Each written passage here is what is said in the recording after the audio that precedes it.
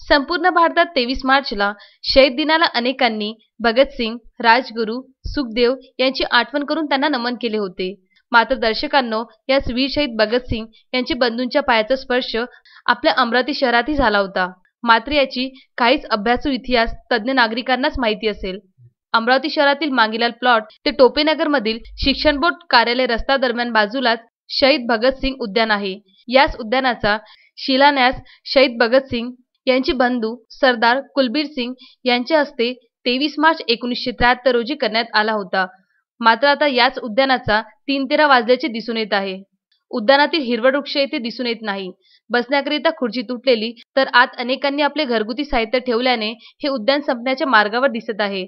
भगतसिंग यांच्या बंधूने केलेल्या शिलान्यास फलकही गायब झालेला आहे। शेवटी भारत देशाला स्वातंत्र्य मिळवून देण्याकरिता ज्या शहीदांनी आपल्या प्राणाची आहुती दिली, त्याच शहीद भगतसिंग यांचे बंधूचे हात या उद्यानाला लागल्याने ती आठवण संपू नये याकरिता इथे तत्कालीन नगराध्यक्ष स्वर्गीय हरिभाऊ कलोती, कोऑपरेटिव्ह बँक सोसायटीचे अध्यक्ष स्वर्गीय ॲडव्होकेट शिमारी, सचिव स्वर्गीय ॲडव्होकेट माधव देशपांडे, प्राध्यापक देवराव बिजवे व राजेंद्र प्रसाद मिश्रा यांनी मनपा महापौर चेतन गावंडे यांची भेट घेऊन त्यांना निवेदन देण्यात आले।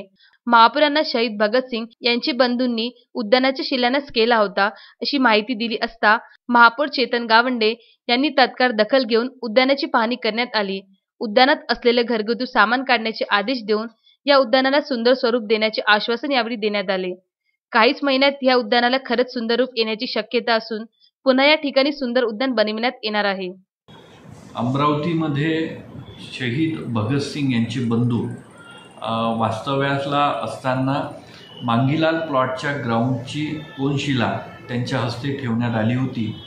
त्या ग्राउंडची सध्या परिस्थिती थोडीशी वाईट असल्याची तक्रार माझ्याकडे प्राप्त झाली आणि त्यानंतर मी 23 मार्च शहीद दिवसाच्या निमित्ताने त्या ग्राउंडचा पाहणी दौरा केला आणि त्यामधल्या ज्या त्रुटी आहेत त्या दूर करण्याचं निर्देश प्रशासनाला दिलेले आहे। येणाऱ्या काळामध्ये सुसज्ज असं ग्राउंडची निर्मिती त्या ठिकाणी होईल।